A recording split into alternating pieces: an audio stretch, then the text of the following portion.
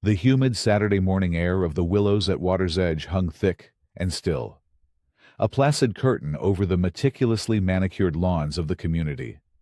It was the second Saturday of the month, which meant it was time for the Architectural Control Committee's official walk-around. Carter Hayes stood by his newly installed gate, a lukewarm mug of coffee in his hand, watching the procession advance down the curved sidewalk. It was a small parade of suburban authority, two earnest but peripheral committee members flanking the center of their universe. Karen Bridgman, president of the Homeowners Association. Karen moved with a studied deliberateness, her clipboard held like a scepter. She wore a crisp, white linen pantsuit that seemed to defy the oppressive humidity. Her blonde hair pulled into a severe, unmoving bun. Her smile was a fixed, pleasant thing that never quite reached her eyes. As the trio neared his property line, Carter felt a familiar, low-grade tension coil in his gut. Since her election, 6 months ago, Karen's presence had transformed the neighborhood's gentle hum of conformity into a high-strung thrum of anxiety. They stopped directly in front of his gate.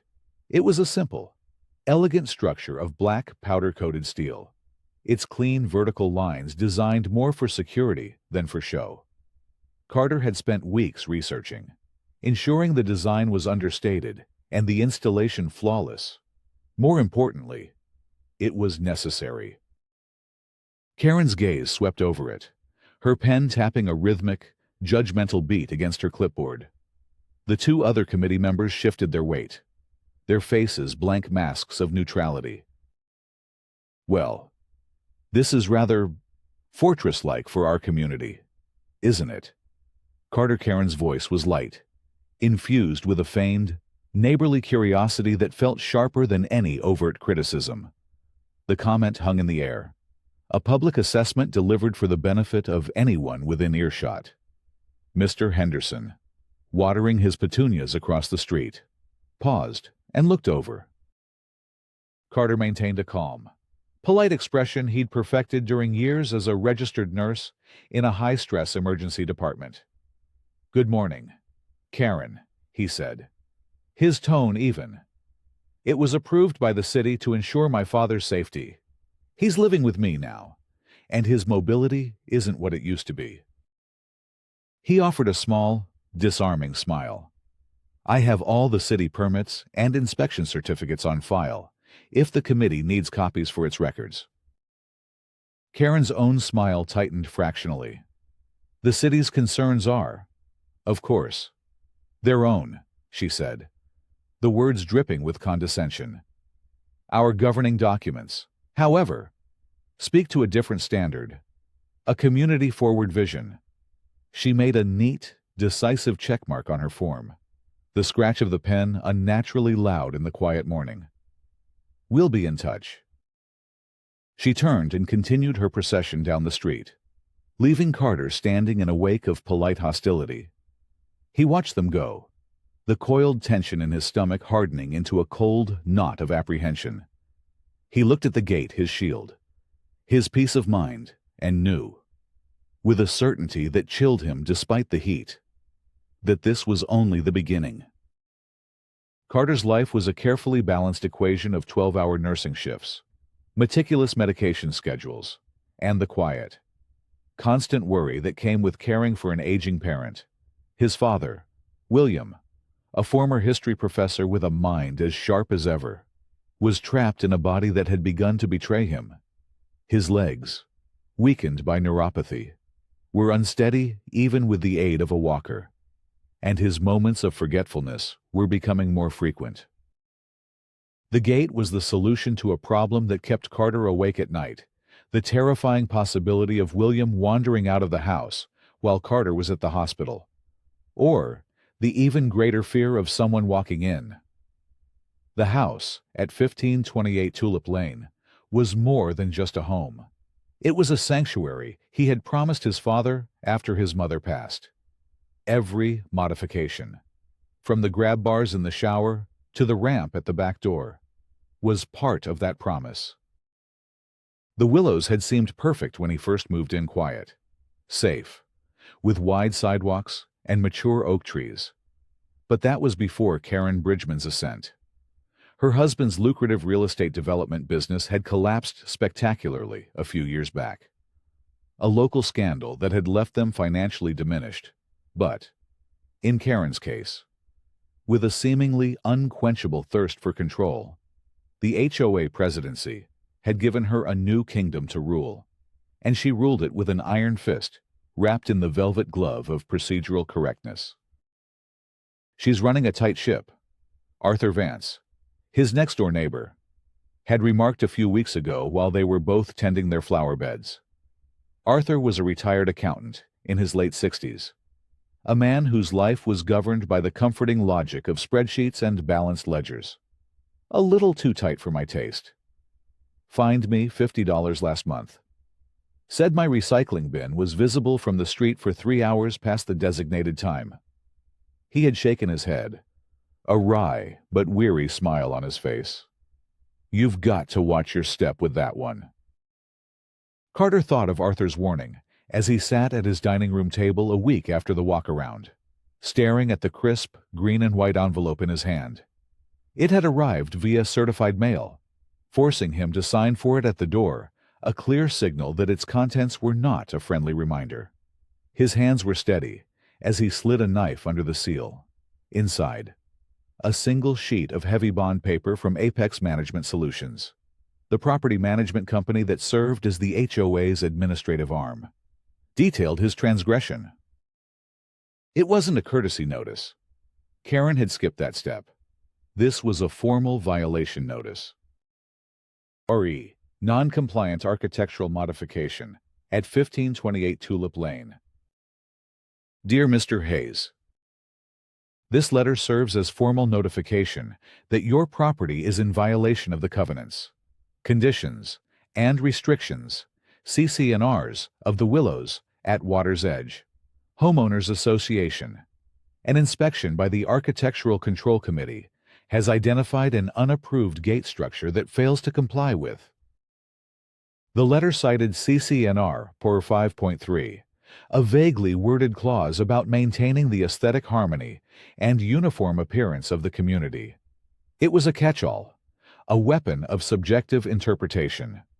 The final paragraph was the hammer blow. You are hereby required to cure this violation within 14 days of the date of this notice by removing the non-compliant structure. Failure to comply will result in a fine of $100, with additional fines accruing for continued non-compliance, as outlined in the association's bylaws. Carter set the notice on the polished wood of the table, his hand so steady it was unnatural. He meticulously folded it in half. Then again, creasing the edges with a sharp snap of his thumbnail. It wasn't a misunderstanding. It was a declaration. William shuffled into the room, his walker gliding quietly over the hardwood floor. "What's that, son?" he asked, his voice soft. Carter forced a smile, tucking the letter into a drawer. "Just some paperwork from the HOA. Dad, nothing to worry about. I'll handle it." But as he looked at his father's frail form, at the gentle, trusting eyes that depended on him for everything, the cold apprehension he'd felt a week ago burned away, replaced by a slow, rising heat. Karen Bridgman had mistaken his patience for weakness. She had made a profound miscalculation. The certified letter was the inciting incident, the formal start of a war Carter had no intention of losing. He spent the evening drafting a polite but firm response, not to Karen, but to the faceless entity of Apex Management Solutions. He cited his city permits by number, attached scanned copies of the stamped approvals and the final inspection report, and included a carefully worded letter from his father's neurologist detailing the medical necessity of enhanced security measures for a patient with cognitive and mobility impairments. He concluded by formally requesting a hearing before the board, as was his right under the bylaws. He sent the email and, for good measure, a hard copy via certified mail. creating his own paper trail. 2 weeks later, he found himself in the sterile, beige community clubhouse, a place that smelled faintly of chlorine from the adjacent pool and old coffee. He sat at one end of a long folding table. At the other sat the bored Karen, flanked by two loyalists, a man named Stan, whose primary contribution seemed to be nodding in agreement, and a woman named Brenda, who viewed Karen with an almost reverential awe. The fourth member, a quiet, timid woman named Maria, sat slightly apart, her eyes fixed on the notepad in front of her. Carter laid out his case with the calm precision of a nurse explaining a complex procedure. He presented the permits, the doctor's note, and photographs of similarly styled gates in nearby, more affluent neighborhoods. As you can see, he concluded, the gate is not only legally permitted and medically necessary, but its design is consistent with the general aesthetic of modern suburban homes. It enhances security and, by extension, property values. Karen listened with a serene, patient smile. When he finished, she folded her hands on the table. Thank you for your presentation. Carter, we appreciate you taking the time to share your perspective. Her tone was that of a patient teacher addressing a well-meaning but misguided student. However, the issue here is not one of city permits. City permits do not override our covenants. She tapped a manicured finger on a thick, leather-bound binder in front of her. The CC&Rs are a private contract that we all agree to when we purchase a home in the Willows. Section 5.3 is quite clear. The board, through the ACC, has the sole discretion to determine what constitutes aesthetic harmony. Your personal needs, while understandable, cannot be allowed to set a precedent that would undermine the uniform character of our community. Carter felt a surge of frustration, but kept his voice level.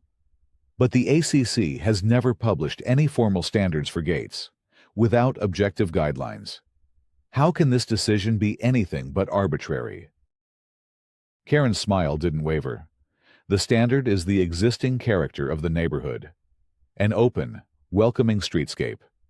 Your gate, I'm afraid, does not align with that vision. She looked to her fellow board members. Do I have a motion to uphold the violation notice issued to 1528 Tulip Lane? Stan immediately spoke up. I so move. Second, Brenda chirped. All in favor, Karen asked. She, Stan, and Brenda raised their hands. All opposed. Maria's hand went up hesitantly, her gaze still fixed on her notepad. The motion carries. 3-1, Karen declared, a note of triumph in her voice. Mr. Carter, the violation is upheld. The fines will commence as of tomorrow. Thank you for your time. The dismissal was swift and absolute. Carter sat for a moment in the silent room, the air thick with the finality of the verdict. He had followed the rules, presented logic and evidence, and had been summarily overruled by a tyrant and her sycophants. As he gathered his papers, he met Maria's eyes for a fleeting second. He saw a flicker of apology, of fear, before she quickly looked away. Walking home under the perfectly spaced lampposts of Tulip Lane, Carter understood the true nature of the fight. This was not a battle of logic. It was a battle of power, and he had just lost the first round. The fines were a nuisance, but the principle, the sheer, unadulterated abuse of authority, was a declaration of war he could not ignore. The methodical nurse was giving way to the determined strategist. The game had changed. Now, he would change the rules. The first fine of $100 appeared on his monthly HOA statement, a sterile line item beneath common area maintenance and reserve fund contribution.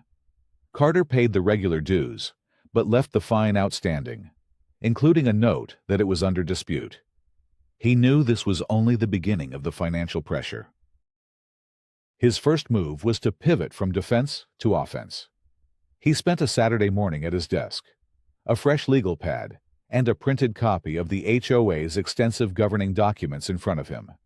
He read every word, from the dense legalese of the CC&Rs to the more mundane rules and regulations. As he read, he highlighted a seemingly random clause in the section on property use restrictions, paragraph 8.4.2, which stated, "No permanent or semi-permanent structure, including but not limited to fences, sheds, or patios, may be erected upon any area designated as a utility or drainage easement as defined in the community's official plat map." He paused, tapping his pen on the phrase, "Good to know," he muttered to himself, and continued his reading. His next step was a formal records request. State law granted homeowners the right to inspect an association's books and records. He sent another certified letter to Apex Management, formally requesting copies of the past 2 years of board meeting minutes, all vendor contracts, and the detailed monthly financial statements. A week later, a thick manila envelope arrived. Carter spread the contents across his dining room table and felt a surge of frustration. The meeting minutes were so heavily redacted they were nearly useless. Entire paragraphs discussing financial decisions were blacked out. The financial statements were similarly censored. The invoice line items for landscaping services in the budget were completely obscured. When he called the MC for an explanation, the representative on the other end was curt. "Vendor contract details and sensitive financial deliberations are confidential to protect the association's business interests." It was a dead end, but a telling one. They were hiding something. He needed help. That evening, he walked over to Arthur Vance's house. He found the retired accountant in his garage, which was less a place for cars and more a climate-controlled archive of a meticulously ordered life. Filing cabinets lined one wall, a large workbench another. Carter explained the situation, laying out the redacted documents on the clean surface of the workbench. Arthur listened patiently, his brow furrowed.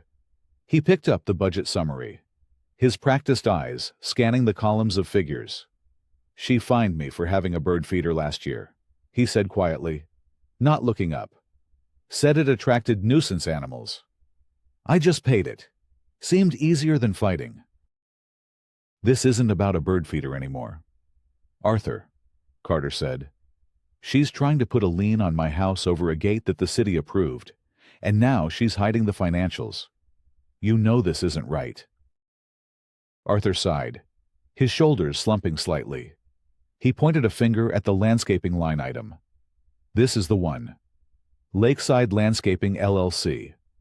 The total annual contract is nearly 40% higher than what we paid Green Thumb Services 2 years ago, before Karen was elected, for the exact same scope of work. And these redactions, they're hiding the payment details. That's not standard practice. That's concealment." The reluctance in Arthur's eyes was replaced by the spark of professional indignation. An accountant's soul could not abide sloppy or suspicious books.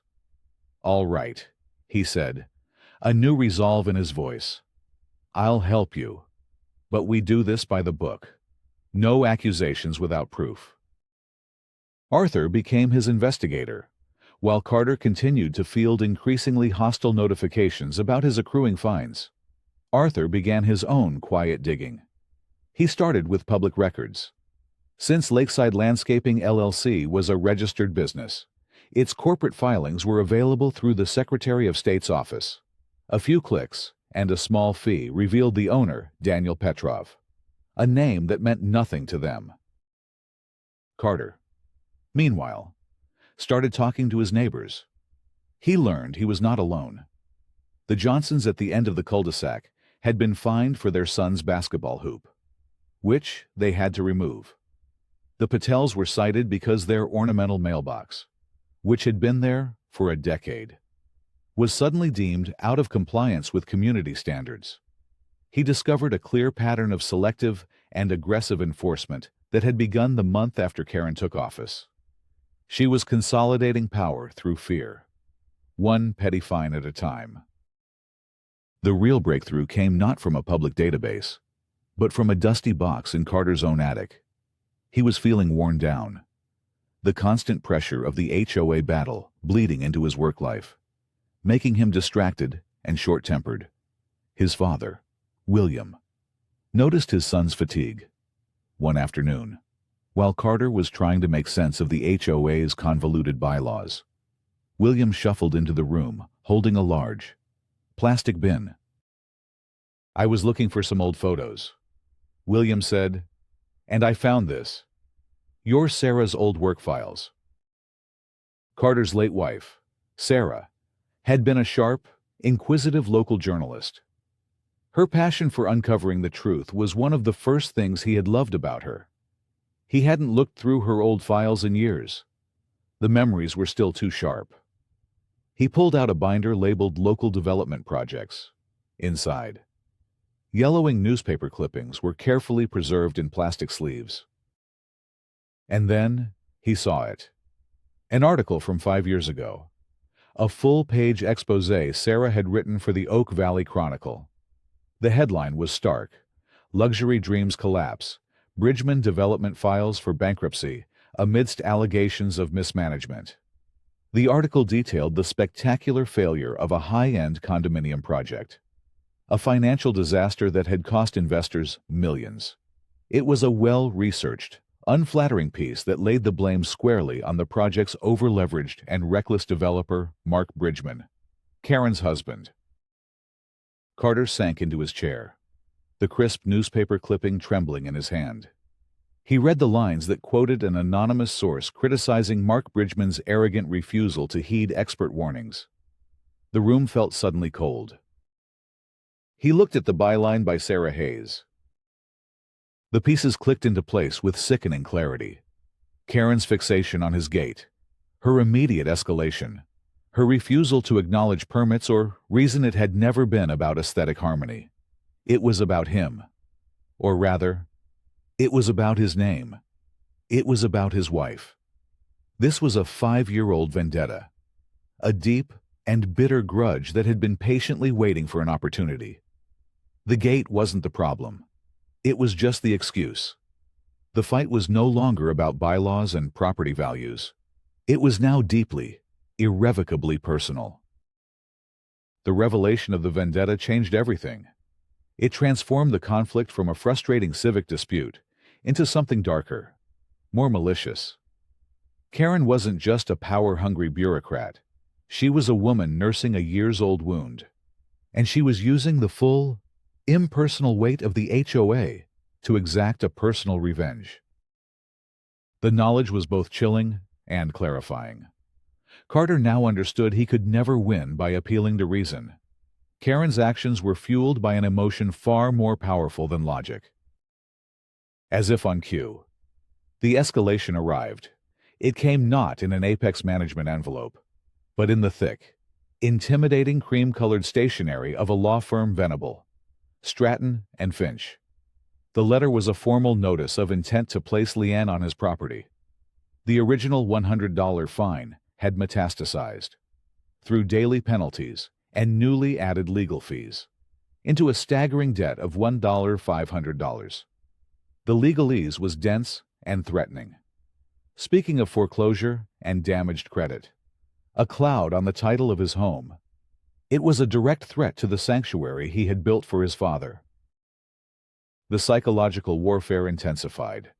A few days later, on a sweltering afternoon, Carter decided to take his father to the community pool for some gentle aquatic therapy. William, excited for the outing, was already in his swim trunks. But when Carter swiped his keycard at the pool's electronic gate, the light blinked red. Access denied. He tried again. Red. A curt phone call to the Apex management representative confirmed his suspicions. "I'm sorry, Mr. Hayes," the disembodied voice said, dripping with feigned sympathy. "As per Section 11.4 of the bylaws, access to community amenities is suspended for any account with an outstanding balance over 30 days.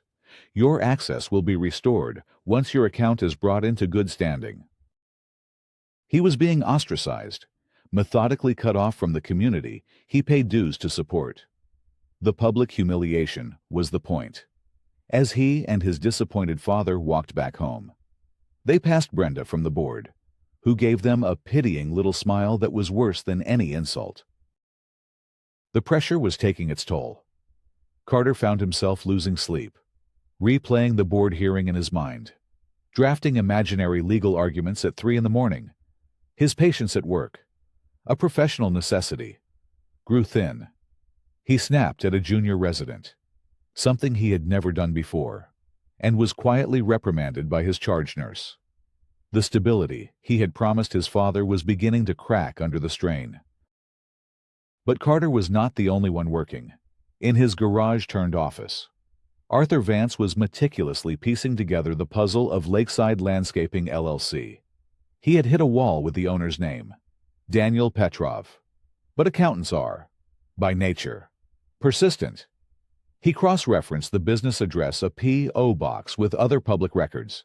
He found vehicle registrations, utility records, and finally, a property deed. The P.O. box was linked to a rental property, and the owner of that property was not Daniel Petrov. It was a woman named Irina Petrov. A quick social media search revealed the final, damning connection. Irina Petrov's maiden name was Bridgman. She was Karen's sister. Daniel Petrov was her husband, Karen's brother-in-law. Arthur called Carter immediately. "She's paying her brother-in-law's company 40% above market rate with our money," Arthur said, his voice a low, angry hum. "And she's hiding the payments behind redactions. This isn't just unethical, Carter. This is likely embezzlement. It's fraud." They now had the leverage they needed. The personal vendetta explained Karen's motive, but the financial misconduct was objective. Undeniable proof of her corruption. It was the weapon they would use to dismantle her reign. The final piece of the puzzle came from the county recorder's office, a sterile, quiet building that smelled of old paper. To prepare for the possibility of a legal challenge to the lien, Carter had gone to get a certified copy of his property's plat map. The clerk handed him a large, rolled-up document. Back at his dining room table, he unfurled it. He easily found his own lot, 1528, and confirmed his property lines. But the map, of course, included all the surrounding lots. His eyes drifted over to Karen's property at 1492 Tulip Lane. And there it was, a thin, dotted line cutting across the back corner of her yard, clearly labeled 10 Dal, public utility and drainage easement. Carter's mind flashed back to the clause he had highlighted weeks ago. Figure 8.4.2. He pulled out his phone and brought up a satellite view of Karen's address. His breath caught. Built directly across that dotted line, in clear and flagrant violation of the easement, was Karen's brand new, exquisitely expensive-looking flagstone patio and outdoor kitchen, the centerpiece of her meticulously landscaped backyard. He leaned back in his chair, a slow, grim smile spreading across his face. Karen, in her obsessive quest to punish him for a phantom violation, had completely overlooked the massive, illegal structure in her own backyard. The annual homeowners meeting was in 1 week. He now had the motive, the financial corruption, and the blatant hypocrisy. He had everything he needed. The evening of the annual homeowners meeting arrived, thick with a palpable tension. The clubhouse, usually a place of quiet card games and book clubs, was packed. Every folding chair was taken, and residents stood 3 deep along the walls. Word had spread through the neighborhood's informal grapevine. The conflict between Carter Hayes and Karen Bridgman was coming to a head. A large digital clock was projected onto the screen behind the board's table, a stark reminder of the rigid agenda. Karen, seated in the center, looked smug and triumphant. She had just delivered a glowing presentation on the community's financial health, conveniently glossing over the details of the landscaping budget. Now, she introduced the final agenda item, the Open Homeowner Forum. Each speaker will be limited to 5 minutes, she announced, her voice resonating with authority. We have a lot to get through this evening, so please be concise. Carter was the first to the podium. He placed his laptop on the lectern and calmly connected it to the projector.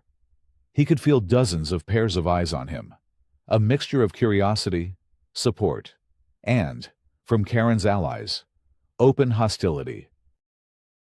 As he walked to the podium, Maria, the timid board member, intercepted him, her face pale with anxiety.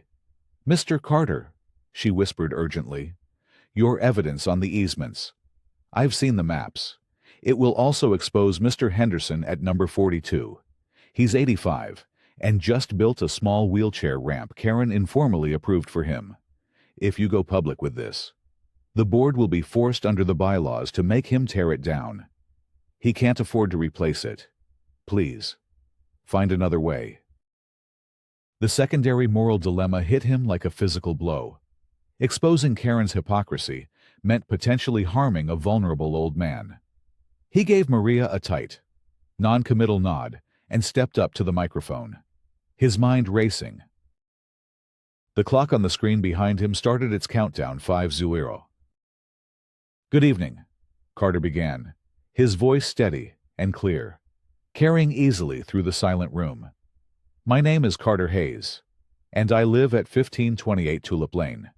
For the past several months, I, like many of you, have been subjected to the arbitrary and punitive enforcement of our community's covenants by our president, Karen Bridgman."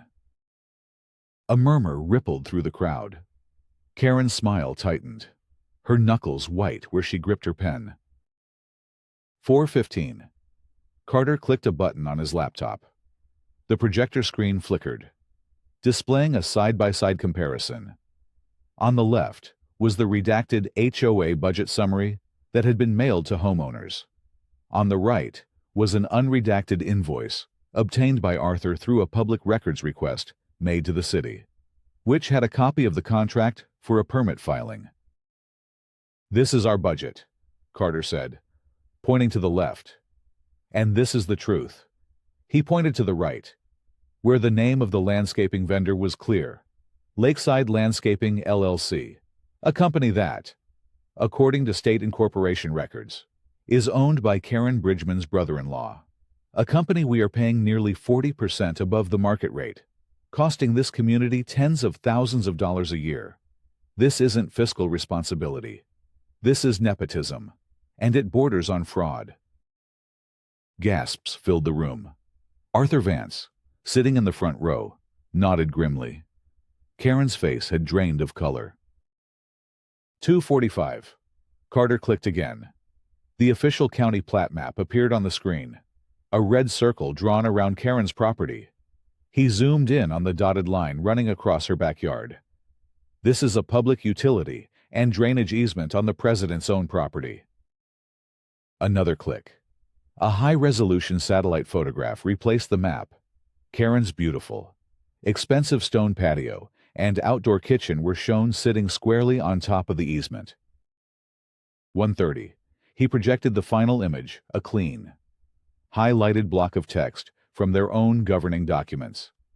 "And this," Carter said, his voice ringing with authority, "is CC&R Section 8.4.2, which explicitly states, no permanent or semi-permanent structure may be erected upon any area designated as a utility or drainage easement." The room was in an uproar. The hypocrisy was stunning, irrefutable. "Mr. Carter, you have 1 minute remaining." The board secretary's voice cut through the noise. Carter took a deep breath. Looking out at the faces in the crowd, he saw old Mr. Henderson, his frail hand resting on his wife's shoulder. He made his choice. "The president's flagrant violation of our covenants is not the only one in our community," he said, his voice dropping slightly. drawing the room back into a hushed focus. But I have seen the maps. And I can tell you that other violations were not born of entitlement or for personal luxury, but out of necessity. They were for wheelchair ramps and safety railings. Therefore, I will not make a public spectacle of our vulnerable neighbors. He turned his gaze directly to the board table, his eyes locking with Karen's. Instead, I will speak to motive. He held up a printed copy of his late wife's newspaper article. 5 years ago, my wife, Sarah Hayes, wrote an article exposing the financial mismanagement of Bridgman Development. This campaign against my family was never about a gate. It was a calculated, personal vendetta, carried out using our dues and our rules as a weapon. 010. He lowered the paper. I am submitting my full evidence packet, the financial records, the plat maps, and the proof of this conflict of interest directly to this board for immediate review. And I ask my fellow homeowners a simple question. Is this the leadership we deserve? War 0. The timer hit 0. Carter stepped back from the podium. The room was utterly, profoundly silent. The silence that followed Carter's speech was heavier than any sound. It stretched for a long, taut moment, a collective holding of breath as an entire community processed the exposure of a truth they had long suspected, but never seen laid so bare. Karen sat frozen, a mask of disbelief cracking to reveal raw fury underneath. Then, from the front row, a clear, resolute voice cut through the stillness. It was Arthur Vance, standing tall. "Madam President," he said, his words precise and devastatingly formal. "I believe a motion is in order. I move for an immediate vote of no confidence in your leadership." A man in the back of the room, one who had been fined for the color of his front door, immediately shouted, "Second." Before Karen could even process the procedural coup, Arthur continued, his voice gaining strength. "Furthermore, I move for the formation of a 5-member independent audit committee, to be selected from the homeowners present, to conduct a full and immediate forensic audit of the association's financial records for the past 2 years. Second came another voice. The room erupted. People were on their feet, a wave of consensus cresting and breaking over the stunned board. Karen, finally jolted into action, banged her gavel weakly. "This is out of order. These items were not on the agenda." But her power had vanished. The authority she had wielded so ruthlessly had been built on a foundation of procedural control, and, in 5 minutes, Carter had shattered it with irrefutable evidence. A woman stood up. "I make a motion to suspend the agenda and vote on the motions from the floor." The motion was seconded and passed with a roar of acclamation. The vote of no confidence was called. A forest of hands shot into the air. When the call for nays came, only 2 hands, Stan's and Brenda's, went up, looking lonely and pathetic in the sea of opposition. Karen Bridgman had been deposed by an overwhelming majority. Then, Maria, the quiet board member, found her voice. She stood, her hands trembling slightly, but her expression firm. "I would also like to make a motion," she said, her voice surprisingly strong. "I move to immediately reverse and nullify all fines levied against Mr. Carter Hayes, and furthermore, to place a moratorium on all active architectural violation proceedings until a new committee can establish clear, objective, and transparent written standards for all homeowners to follow." The motion was seconded and passed with another thunderous wave of support. Maria then turned to Carter, her eyes full of a relief so profound it was almost painful to witness.